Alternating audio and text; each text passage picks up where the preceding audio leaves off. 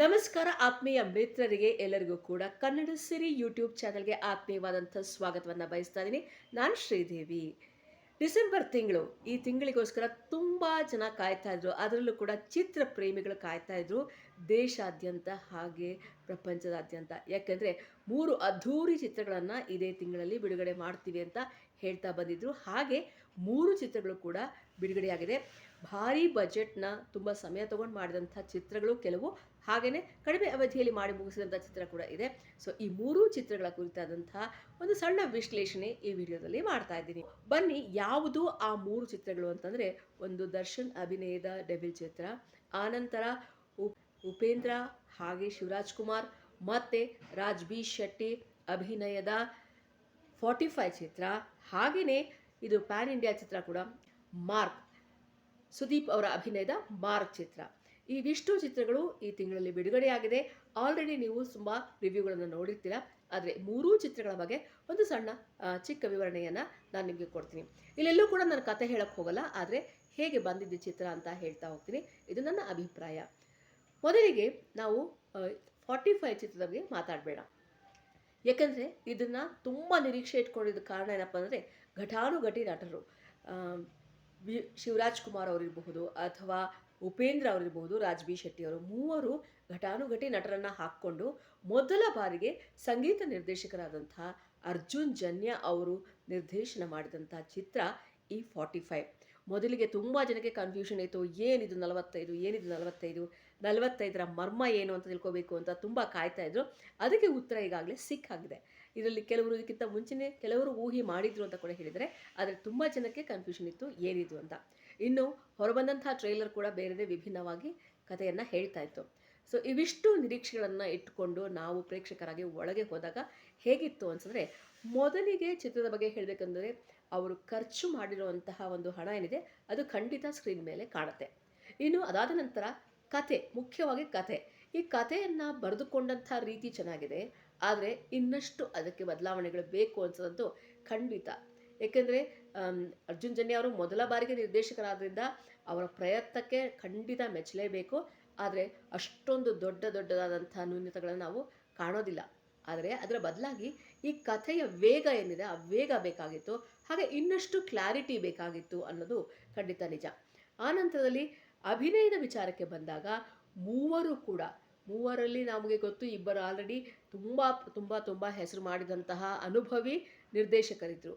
ಒಬ್ಬರು ಉಪೇಂದ್ರ ಅವರು ರಾಷ್ಟ್ರಮಟ್ಟ ಅಲ್ಲ, ಅಂತಾರಾಷ್ಟ್ರ ಮಟ್ಟದಲ್ಲೂ ಕೂಡ ಬೇಷರಿಸಿಕೊಂಡಂಥ ನಿರ್ದೇಶಕರು, ಬಹಳ ಹೆಸರಿರುವಂಥ ನಿರ್ದೇಶಕರು. ಇನ್ನು ರಾಜ್ ಬಿ ಶೆಟ್ಟಿ ಅವರ ಬಗ್ಗೆ ಹೇಳಿದರೆ, ಖಂಡಿತ ಅವರು ಕೂಡ ನಮ್ಮ ರಾಷ್ಟ್ರಾದ್ಯಂತ ಹೆಸರು ಮಾಡಿದಂಥ ನಿರ್ದೇಶಕರು ಆಗಿದ್ದಾರೆ. ಹಾಗೆಯೇ ಅದಕ್ಕೆ ಮೆಚ್ಚುಗೆ ಕೂಡ ವ್ಯಕ್ತ ಆಗಿದೆ. ಈ ಇಬ್ಬರು ನಿರ್ದೇಶಕರನ್ನು ಅಭಿನಯಕ್ಕೆ ಇಳಿಸಿ, ಹಾಗೆ ಅತ್ಯಂತ ದೊಡ್ಡ ನಟರಾದಂಥ ಶಿವರಾಜ್ ಕುಮಾರ್ ಅವ್ರ ಕೈಲಿ ಅಭಿನಯ ಮಾಡಿಸಿ ಗೆದ್ದಿರೋದು ಒಂದು ದೊಡ್ಡ ಕ್ರೆಡಿಟ್ ನಮಗೆ ಅರ್ಜುನ್ ಜನ್ಯ ಅವ್ರಿಗೆ ಕೊಡಬೇಕು ಅನಿಸುತ್ತೆ. ಪ್ರಯತ್ನ ಚೆನ್ನಾಗಿದೆ, ಇಲ್ಲ ಅಂತಲ್ಲ, ಆದರೆ ಆ ಪ್ರಯತ್ನಕ್ಕೆ ಇನ್ನಷ್ಟು ಬೇಕಾಗಿತ್ತೇನೋ ಅನಿಸೋದು ಖಂಡಿತ ನಿಜ.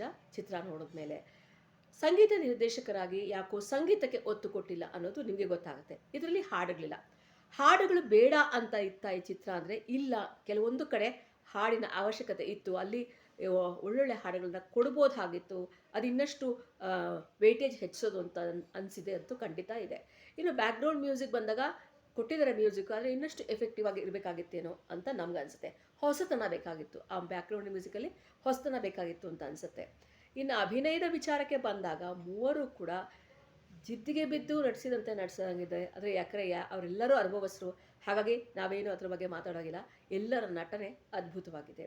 ಫಸ್ಟ್ ಹಾಫ್ ಮತ್ತು ಸೆಕೆಂಡ್ ಹಾಫ್ ನೋಡಿದಾಗ ಕಥೆಯ ವೇಗದ ಒಂದು ಲ್ಯಾಗಿಂಗ್ ಅಂತ ಏನಂತೀವಿ ಅದು ಕಾಣ್ತಾ ಹೋಗುತ್ತೆ. ಜನಕ್ಕೆ ಒಂದು ಸ್ವಲ್ಪ ತಾಳ್ಮೆಯ ಪರೀಕ್ಷೆ ಮಾಡುವಂಥ ರೀತಿಯಲ್ಲಿ ಇದೆ. ಇನ್ನು ಅದರಲ್ಲಿ ತೊಗೊಂಡಿರುವಂಥ ಕಥಾವಸ್ತು ಚೆನ್ನಾಗಿದೆ, ವಿಭಿನ್ನವಾಗಿದೆ. ಇದು ಬೇಕಾಗಿತ್ತು ಅನಿಸುತ್ತೆ. ಯಾಕಂದರೆ ಎಲ್ಲ ರೀತಿ ಒಂದೇ ಕಥೆ ಹೇಳೋಕ್ಕಿಂತ ಆಧ್ಯಾತ್ಮಕ್ಕೆ, ಧರ್ಮ ಕರ್ಮ ಕುರಿತಾದಂಥ ಒಂದಷ್ಟು ಕಾನ್ಸೆಪ್ಟ್ಗಳು ಬಂದರೆ ಚೆನ್ನಾಗಿರುತ್ತೆ ಅನಿಸೋವಂಥ ಟೈಮಲ್ಲಿ ಬಂದಂಥ ಚಿತ್ರ. ಆದರೆ ಏನಾಗಿದ್ದರೆ ಅದನ್ನು ತಲುಪಿಸುವಲ್ಲಿ ಎಲ್ಲೋ ಒಂದು ಕಡೆ ಇನ್ನಷ್ಟು ಶ್ರಮ ಬೇಕಾಗಿತ್ತು ಅನಿಸುತ್ತೆ. ಹಾಗಾಗಿ ಇದಿಷ್ಟು ನನ್ನ ಅನಿಸಿಕೆ 45 ಚಿತ್ರದ ಕುರಿತಾಗಿ. ಇನ್ನು ರಿಚ್ನೆಸ್ಗೆ ಎಲ್ಲೂ ಕೂಡ ಕಮ್ಮಿ ಆಗಿಲ್ಲ. ಇನ್ನು ಅದ್ಭುತವಾದಂಥ ಭಾಗ ಹೇಳಬೇಕಾಗಿರೋದು ಅಂದರೆ, ಇದರಲ್ಲಿ ಉಪಯೋಗಿಸಿರುವಂಥ ಗ್ರಾಫಿಕ್ಸ್ ನಿಜಕ್ಕೂ ಒಳ್ಳೆಯದು. ಆದರೆ ತಂತ್ರಜ್ಞಾನ ಕೂಡ ಒಳ್ಳೆಯದು. ನಮಗೆ ಅದನ್ನು ಎಷ್ಟು ಬಳಸ್ಕೋಬೇಕು ಅನ್ನೋದೊಂದು ಮಿತಿಯನ್ನು ನಾವು ಹಾಕ್ಕೋಬೇಕಾಗತ್ತೆ. ಚಿತ್ರದಲ್ಲಿ ಜಾಸ್ತಿ ಗ್ರಾಫಿಕ್ಸ್‌ಗೆ ನಾವು ಒತ್ತು ಕೊಟ್ಟಾಗ ಅದು ಕಥೆಯನ್ನು ಹಿಂದೆ ಹಾಕಿ ಮುಂದೆ ಹೋಗ್ಬಿಡುತ್ತೆ. ಅದಕ್ಕೆ ಕಥೆಗೆ ಪೂರಕವಾಗಿ ಇದ್ದಾಗ ಮಾತ್ರ ನಮಗೆ ಗ್ರಾಫಿಕ್ಸ್ ಏನೇ ಒಂದು ತಂತ್ರಜ್ಞಾನ ಇದ್ರೂ ಅದು ತಲುಪೋದಕ್ಕೆ ಸಾಧ್ಯ ಆಗುತ್ತೆ. ಹಾಗಾಗಿ ಯಾರಾದರೂ ಇದನ್ನ ಬಳಸುವಾಗ ಯೋಚನೆ ಮಾಡಿ ಬಳಸೋದು ಒಳ್ಳೆಯದು. ಎಲ್ಲ ಚಿತ್ರಗಳಿಗೂ ಅಗತ್ಯ ಇಲ್ಲ, ಆದರೆ ಎಲ್ಲ ಅಂಶ ಹೇಳುವಾಗಲೂ ಈ ರೀತಿಯ ಒಂದು ಟೆಕ್ನಾಲಜಿ ಅಗತ್ಯ ಇಲ್ಲ. ಎಲ್ಲಿ ಅಗತ್ಯ ಇದೆಯೋ, ಎಷ್ಟು ಹಿತಮಿತವಾಗಿ ನಾವು ಅದನ್ನು ಬಳಸ್ಕೋತೀವೋ ಅಷ್ಟು ಚೆನ್ನಾಗಿರುತ್ತೆ ಅನ್ನೋದು ಮತ್ತೊಮ್ಮೆ ಈ ಚಿತ್ರದಿಂದ ನಮಗೆ ಸಾಬೀತಾಗಿದೆ ಅಂತ ಹೇಳ್ಬೋದು. ಇದಿಷ್ಟು 45 ಚಿತ್ರ. ಉಪೇಂದ್ರ ಅಭಿಮಾನಿಗಳಾಗಲಿ ಅಥವಾ ಶಿವರಾಜ್‌ಕುಮಾರ್ ಅವರ ಅಭಿಮಾನಿಗಳಾಗಲಿ ಅಥವಾ ರಾಜ್‌ಬಿ ಶೆಟ್ಟಿ ಅವರ ಅಭಿಮಾನಿಗಳಾಗಲಿ ಅವ್ರು ಹೋದರೆ ಅವ್ರಿಗೆ ಯಾವುದೇ ನಿರಾಸೆ ಆಗೋದಿಲ್ಲ. ಯಾಕಂದರೆ ಅಭಿನಯಕ್ಕೆ ಯಾವುದೇ ಕುಂದು ಕೊರತೆ ಇಲ್ಲ. ಚಿತ್ರ ಇವಿಷ್ಟು ಜನ ಅಭಿಮಾನಿಗಳು ನಾವು ಒಂದ್ಸತಿ ನೋಡ್ತೀವಿ, ನಮಗೆ ಇಷ್ಟ ಆಗುತ್ತೆ, ನಾವು ನೋಡಬಹುದು ಅಂತಂದರೆ ಖಂಡಿತ ಹೋಗಿ ನೋಡ್ಕೊಂಬನ್ನಿ, ಅದಕ್ಕೇನು ಅಡ್ಡಿ ಇಲ್ಲ. ಇದಾದ ನಂತರ ಮುಂದಿನ ಚಿತ್ರಕ್ಕೆ ಬರೋಣ. ಮಾರ್ಕ್ ಚಿತ್ರ. ಮಾರ್ಕ್ ಅಭಿನಯ ಚಕ್ರವರ್ತಿ ಅಂತ ಕಳಿಸ್ಕೊಳ್ಳೋಂಥ ಸುದೀಪ್ ಅವರ ಚಿತ್ರ. ಮ್ಯಾಕ್ಸ್ ಚಿತ್ರ ನೋಡಿದ್ರಲ್ಲ, ಅದಾದ ನಂತರ ಅದು ಬಹಳ ಚೆನ್ನಾಗಿ ಜನಕ್ಕೆ ತಲುಪಿತು. ಅದಾದ ನಂತರ ಬಂದಂಥ ಕಡಿಮೆ ಅವಧಿಯಲ್ಲಿ ಬಂದಂಥ ಚಿತ್ರ ಮಾರ್ಕ್. ಅದೇ ನಿರ್ದೇಶಕರು. ಹಾಗಾಗಿ ಸುದೀಪ್ ಅವರನ್ನು ಹೇಗೆ ಬಳಸ್ಕೋಬೇಕು ಅಂತ ಗೊತ್ತಾಗಿದೆ. ಹಾಗಾಗಿ ಅಷ್ಟು ಚೆನ್ನಾಗಿ ಈ ಚಿತ್ರದಲ್ಲಿ ಬಳಸ್ಕೊಂಡಿದ್ದಾರೆ. ಸುದೀಪ್ ಅವರ ಅಭಿನಯ ಅಂತೂ ಅದ್ಭುತ. ನಿಜಕ್ಕೂ ಹೇಳಬೇಕಾದ್ರೆ ಇದು ಒಂದು ಒಳ್ಳೆ ಪೈಸಾ ವಸೂಲ್ ಸಿನಿಮಾ ಅಂತಲೇ ಹೇಳ್ಬೋದು. ಕಥೆಯ ಎಳೆ ಒಂದು ಚೂರು ಹಳೆಯದೆ, ಆದರೆ ಹೇಳಿರುವ ರೀತಿ ಹೊಸದಾಗಿದೆ. ಮೋಸ್ಟಾಗಿ ಏನಂದರೆ ಈಗಿನ ಜನ್ರೇಷನ್ಗೆ ಕಥೆಯನ್ನು ಹೇಳುವಾಗ ತುಂಬ ನಿಧಾನಕ್ಕೆ ಕೇಳುವಂಥ ತಾಳ್ಮೆ ಖಂಡಿತ ಇಲ್ಲ. ಯಾಕಂದರೆ ಬದಲಾಗಿದೆ ಕಾಲ, ಚಲನಚಿತ್ರಗಳನ್ನು ನೋಡುವ ರೀತಿಯೂ ಬದಲಾಗಿದೆ. ಯಾಕಂದರೆ ಒಂದೇ ಭಾಷೆಯಲ್ಲಿ ಚಿತ್ರಗಳನ್ನು ನೋಡ್ತಾ ಇಲ್ಲ ಅವರು, ಅಕ್ಕಪಕ್ಕ ಅಷ್ಟೇ ಅಲ್ಲದೆ ಅಂತಾರಾಷ್ಟ್ರೀಯ ಮಟ್ಟದಲ್ಲಿ ಬೇರೆ ಬೇರೆ ಭಾಷೆಯ ಚಿತ್ರಗಳನ್ನು ನೋಡ್ತಾ ಇದ್ದ ಅವರಿಗೆ ಇದು ನಮ್ಮ ಸ್ಟೋರಿ ನಾವು ತೆಗೆಯುವಾಗ ಆ ಫಾಸ್ಟ್ಗೆ ಇರಬೇಕು ಅಂತ ಅನಿಸುತ್ತೆ. ಇಲ್ಲ ಅಂತಂದರೆ ಅದೆಲ್ಲ ಒಂದು ಕಡೆ ಸ್ಲೋ ಅನಿಸುತ್ತೆ. ಹಾಗಾಗಿ ಫಾಸ್ಟ್ನೆಸ್ ಬೇಕು, ಕ್ರಿಸ್ಪಿ ಆಗಿರಬೇಕು ಅಂತ ಯೋಚನೆ ಮಾಡ್ತಾರೆ. ಆ ನಿಟ್ಟಿನಲ್ಲಿ ಮಾರ್ಕ್ ಸಿನಿಮಾ ಸ್ಪೀಡ್ ಚೆನ್ನಾಗಿದೆ. ಅದು scene to scene, cut to cut ಚೆನ್ನಾಗಿ ಕ್ಲಿಯರಾಗಿ ಹೋಗುತ್ತೆ. ಹಾಗೆಯೇ ಅಭಿನಯದಲ್ಲಿ ನಮ್ಮ ಕಿಚ್ಚ ಅವರು ಸಿಕ್ಕಾಪಟ್ಟೆ, ಸುದೀಪ್ ಅವರು ತುಂಬ ಚೆನ್ನಾಗಿ ಅಭಿನಯಿಸಿದ್ದಾರೆ. ಅದರಲ್ಲಿ 1-2 ಮಾತು ಇಲ್ಲ. ಇಡೀ ಚಿತ್ರವನ್ನು ಅವರು ಆವರಿಸ್ಕೊಂಡ್ಬಿಟ್ಟಿದ್ದಾರೆ. ಸೊ ಈ ಬಗ್ಗೆ ಹೇಳಬೇಕಂತಂದರೆ ಬೇರೆ ಬೇರೆ ಪಾತ್ರಗಳಿದೆ. ಆ ಪಾತ್ರಗಳಿಗೆ ಸಿಕ್ಕಿದಂತಹ ಒಂದು ವೇಟೇಜ್ ಕಮ್ಮಿ ಆಗಿಬಿಟ್ಟಿದೆ. ಪಾತ್ರಗಳು ಇದರಲ್ಲಿ ಏನಾಗಿದೆ ಅಂದರೆ ಸುದೀಪ್ ಅವರ ಅಭಿನಯ ತುಂಬ ಚೆನ್ನಾಗಿದೆ. ಅದರ ಜೊತೆಗೆ ಬರುವಂಥ ಪಾತ್ರಗಳಿಗೆ ಇನ್ನಷ್ಟು ವೆಯ್ಟೇಜ್ ಕೊಡಬೇಕಾಗಿತ್ತು ಅನ್ನೋದು ನನ್ನ ಅನಿಸಿಕೆ. ಏಕೆಂದರೆ ಅದಕ್ಕೆ ಬೇಕಾಗಿತ್ತು. ಅಲ್ಲಿ ಕೂಡ ಅದಕ್ಕೊಂದಿಷ್ಟು ಇನ್ನೊಂದು ಸ್ವಲ್ಪ ಎಲಿವೇಟ್ ಆಗಿದ್ದರೆ ಇನ್ನೂ ತುಂಬ ಚೆನ್ನಾಗಿ ಇರ್ತಿತ್ತು ಚಿತ್ರ ಅನ್ನೋದು ನನ್ನ ಭಾವನೆ. ಅದಾದ ನಂತರ ಅಜನೀಶ್ ಅವರ ಸಂಗೀತ, ಅದ್ಭುತವಾದಂಥ ಸಂಗೀತ, ಎಂಟರ್ಟೈನಿಂಗ್ ಆಗಿದೆ, ತುಂಬ ಎಂಗೇಜಿಂಗ್ ಆಗಿರುತ್ತೆ ನಿಮಗೆ. ಹಾಗಾಗಿ ಅಜನೀಶ್ ಅವರ ಸಂಗೀತ ಚಿತ್ರವನ್ನು ಗೆಲ್ಲಿಸಿದೆ. ಅಭಿನಯ, ಕಿಚ್ಚ ಅವರ ಅಭಿನಯ ಗೆಲ್ಲಿಸಿದೆ, ಹಾಗೆ ನಿರ್ದೇಶನ ಕೂಡ ಗೆಲ್ಲಿಸಿದೆ. ಅದರ ಜೊತೆಗೆ ಈ ಸಂಗೀತ ಕೂಡ ಗೆಲ್ಲಿಸಿದೆ. ಈ ಚಿತ್ರದಲ್ಲಿ ಕೂಡ ಹಾಡುಗಳು ಅಷ್ಟಾಗಿ ಇಲ್ಲ. ಎಲ್ಲಿ ಬೇಕೋ ಅಲ್ಲಿ 1-2 ಸಣ್ಣ ಸಣ್ಣ ಲೈನ್ಗಳನ್ನು ಹಾಕ್ಕೊಂಡಿದ್ದಾರೆ ಸಾಕು, ಅಷ್ಟೇ. ಆ ಒಂದು ಇದಕ್ಕೆ ಒಂದು ಹಾಡಿದೆ, ಒಂದು ಹಾಡು ನಿಶ್ವಿಕಾ ನಾಯ್ಡು ಅವ್ರ ಜೊತೆ ಇದೆ, ಚೆನ್ನಾಗಿದೆ. ಅದು ಕತೆಗೆ ಸಂದರ್ಭಕ್ಕೆ ತಕ್ಕ ಹಾಗೆ ಇದೆ, ಚೆನ್ನಾಗಿದೆ. ನಿಶ್ವಿಕಾ ಅವರ ನೃತ್ಯ ಕೂಡ ತುಂಬ ಚೆನ್ನಾಗಿದೆ, ಅಟ್ರಾಕ್ಟಿವ್ ಆಗಿ ಕಾಣಿಸ್ತಾರೆ, ತುಂಬ ಚೆನ್ನಾಗಿ ಮೂಡಿ ಬಂದಿದೆ ಆ ಹಾಡು ಅಂತಲೇ ಹೇಳಬೇಕು. ಅದಾದ ನಂತರ ನಾವೇನೆಂದರೆ ಖರ್ಚು ಮಾಡಿರೋದು ಕಾಣಿಸುತ್ತೆ. ತುಂಬ ನೈಟ್ ಎಫೆಕ್ಟ್ಸಲ್ಲಿ ಅಂದರೆ ತುಂಬ ರಾತ್ರಿಯಲ್ಲೇ ಚಿತ್ರೀಕರಣ ಆಗಿರೋದ್ರಿಂದ ಅದು ಚೆನ್ನಾಗಿ ಮೂಡಿ ಬಂದಿದೆ. ಇನ್ನು ಇದರಲ್ಲಿ ನಾವು ಕೊರತೆ ಅಂತ ಕಾಣೋದೇನಪ್ಪ ಅಂದರೆ ಹಾಸ್ಯದ ಸನ್ನಿವೇಶಗಳು ಒಂದಷ್ಟು ಬೇಕಾಗಿತ್ತು. ಯಾಕಂದರೆ ತುಂಬ ಸೀರಿಯಸ್ ಆಗಿ ಮೊದಲಿಂದ ಕೊನೆವರೆಗೂ ಚಿತ್ರ ಹೋಗ್ತಾ ಇರುತ್ತೆ. ಎಲ್ಲೋ ಒಂದು ಕಡೆ ಸ್ವಲ್ಪ ರಿಲ್ಯಾಕ್ಸಿಂಗ್, ಮೈಂಡ್ ಒಂಚೂರು ರಿಲ್ಯಾಕ್ಸ್ ಮಾಡುವಂಥ ಹಾಸ್ಯ ದೃಶ್ಯಗಳು ಒಂದು 4-5 ಆದರೂ ಇರಬೇಕಾಗಿತ್ತು. ತಿಳಿ ಹಾಸ್ಯದ ದೃಶ್ಯಗಳು ಅದಕ್ಕೆ ಅವಕಾಶ ಇತ್ತು, ಅದನ್ನು ಸ್ವಲ್ಪ ಗಮನಿಸಬೇಕಾಗಿತ್ತು ಅಂತ ನನ್ನ ಅನಿಸಿಕೆ. ಇದಾದ ನಂತರ ಬೇರೆ ಓವರಾಲ್ ಆಗಿ ಈ ಚಿತ್ರದ ಬಗ್ಗೆ ಹೇಳಬೇಕಾದ್ರೆ ಕಂಪ್ಲೀಟ್ ಮಾಸ್ ಎಂಟರ್ಟೈನಿಂಗ್ ಚಿತ್ರ ಇದು. ಸುದೀಪ್ ಅಭಿಮಾನಿಗಳಿಗೆ ಅಷ್ಟೆಲ್ಲ ಯಾರೇ ಹೋದ್ರೂ ನೀವು ಆರಾಮಾಗಿ ಒಂದು ಸಿನಿಮಾವನ್ನು ನೋಡಿಕೊಂಡು ಬರಬಹುದು. ಹಾಗಿದೆ ಮಾರ್ಕ್ ಚಿತ್ರ. ಸೊ ಡಿಸೆಂಬರ್ನಲ್ಲಿ ಗೆದ್ದ ಚಿತ್ರ ಅಂತಲೇ ಹೇಳ್ಬೋದು. ಅಷ್ಟೇ ಅಲ್ಲದಿಲ್ಲ, ಇದ್ರ ಜೊತೆಗೆ ನಾನು ಇನ್ನೊಂದು ಅಂಶ ಹೇಳಬೇಕಾದ್ರೆ ಇನ್ನೊಂದು ಸ್ವಲ್ಪ ಈ ಫೈಟ್ ಸೀನ್ಗಳು ತುಂಬ ಅತಿಯಾಗಿದ್ವು. ಆ ಫೈಟ್ ಸೀನ್ಗಳು ಒಂದಿಷ್ಟು ಫೈಟ್ ಸೀನ್ಗಳು ಕಮ್ಮಿ ಆಗಬೇಕಿತ್ತೇನೋ ಅಂತ ನನ್ನ ಅನಿಸಿಕೆ. ಅಷ್ಟು ಬಿಟ್ಟರೆ ಇನ್ನೆಲ್ಲ ಚೆನ್ನಾಗಿತ್ತು. ಮಾರ್ಕ್ ಸಿನಿಮಾ ಚೆನ್ನಾಗಿ ಅದ್ಭುತವಾಗಿ ಮೂಡಿ ಬಂದಿದೆ. ಇದಾದ ನಂತರ ಇದಕ್ಕಿಂತ ಮೊದಲೇ ರಿಲೀಸ್ ಆದಂಥ ಡೆವಿಲ್ ಸಿನಿಮಾ ಬಗ್ಗೆ ಮಾತಾಡಬೇಕು ಅಂತಂದರೆ ನಮಗೆ ಯಾವಾಗಲೂ ದರ್ಶನ್ ಅಭಿಮಾನಿಗಳಿಗೆ ಯಾವತ್ತೂ ಮೋಸ ಮಾಡೋದಿಲ್ಲ. ಅವರ ಚಿತ್ರಗಳಲ್ಲಿ ಮನರಂಜನೆಗೆ ಯಾವಾಗಲೂ ಒತ್ತಿದ್ದೇ ಇರುತ್ತೆ.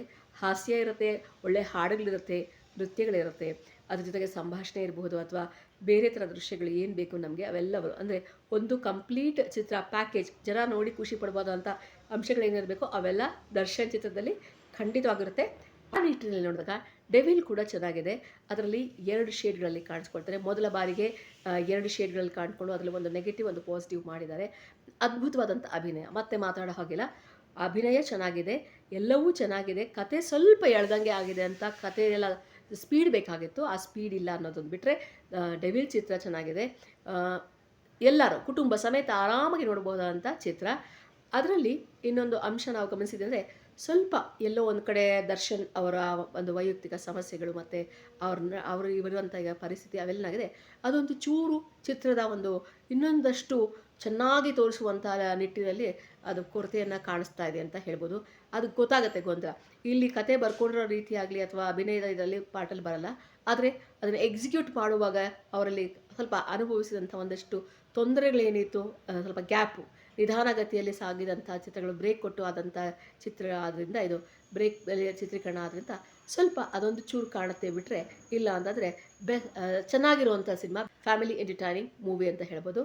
ಹಾಗಾಗಿ ದರ್ಶನ್ ಅಭಿಮಾನಿಗಳಿಗೆ ಅಷ್ಟೆಲ್ಲ ಯಾರೇ ಚಿತ್ರ ನೋಡಿದ್ರು ಸಂತೋಷ, ಅಂದರೆ ಖುಷಿಯಾಗಿ ಆಚೆ ಬರೋದಂತೂ ಖಂಡಿತ. ಅದು ಡೆವಿಲ್ ಚಿತ್ರ. ಸೊ ಇವಿಷ್ಟು 3 ಚಿತ್ರದ ರಿವ್ಯೂಗಳು ಆಗಿತ್ತು. ಇದು ನನ್ನ ಅನಿಸಿಕೆ. ಈ ಅನಿಸಿಕೆಯಿಂದ ನಿಮಗೇನಾದರೂ ಉಪಯುಕ್ತ ಆಗಿದೆ ಅನಿಸಿದ್ರೆ, ನಿಮಗೇನಾದರೂ ಇಷ್ಟ ಆಯಿತು ಅಂತಂದರೆ ಖಂಡಿತ ನೀವು ಚಾನಲ್ನ ಲೈಕ್ ಮಾಡಿ, ಸಬ್ಸ್ಕ್ರೈಬ್ ಮಾಡಿ, ಹಾಗೆ ಬೇರೆಯವರೊಂದಿಗೆ ಶೇರ್ ಮಾಡ್ಕೊಳ್ಳಿ. ಹಾಗೆ ಮತ್ತೊಂದು ವಿಚಾರ ಹೇಳ್ತೀನಿ, ಈ 3 ಚಿತ್ರಗಳನ್ನು ನೀವು ನೋಡಿದ್ದು ನನಗೆ ಅನಿಸಿದ್ದು ಹೀಗೆ, ಇನ್ನು ಸ್ವಲ್ಪ ನನಗೆ ಈ ರೀತಿ ಅನಿಸ್ತು ನೀವು ಅಂತಂದರೆ ಖಂಡಿತ ನಿಮಗೇನು ಅನಿಸ್ತೋ ಅದನ್ನು ಕೂಡ ಕಮೆಂಟ್ ಮಾಡ್ಬೋದು. ಇವೆಲ್ಲಕ್ಕೂ ಅವಕಾಶ ಇದೆ. ನೀವು ಮರೀದೆ ನೋಡಬೇಕಾಗಿರೋಂಥ ಚಾನಲ್ ಇದ್ದರೆ ಕನ್ನಡ ಸಿರಿ ಯೂಟ್ಯೂಬ್ ಚಾನಲ್. ಇದು ಕನ್ನಡಿಗರಿಗೋಸ್ಕರ ಮಾಡಿದಂಥ ಚಾನಲ್. ಇದರಲ್ಲಿ ನಾನು ಏನೇ ರಿವ್ಯೂ ಕೊಟ್ಟರು ಆನೆಸ್ಟಾಗಿ ನನಗೆ ಅನಿಸಿದ್ದನ್ನು ಹೇಳ್ತೀನಿ. ಸೊ ನನ್ನ ಅನಿಸಿಕೆಗಳನ್ನು ತಪ್ಪು ಸರಿ ಇದ್ದರೂ ಕೂಡ ಅದನ್ನು ನೀವು ಕಮೆಂಟ್ ಬಾಕ್ಸಲ್ಲಿ ತಿಳಿಸ್ಬೋದು ಅಂತ ಹೇಳ್ತಾ ಈ ಒಂದು ವಿಡಿಯೋನ ಇಲ್ಲಿ ಮುಗಿಸ್ತಾ ಇದ್ದೀನಿ. ನಮಸ್ಕಾರ. ತಪ್ಪದೇ ಸಬ್ಸ್ಕ್ರೈಬ್ ಮಾಡಿ ಕನ್ನಡ ಸಿರಿ ಯೂಟ್ಯೂಬ್ ಚಾನಲ್.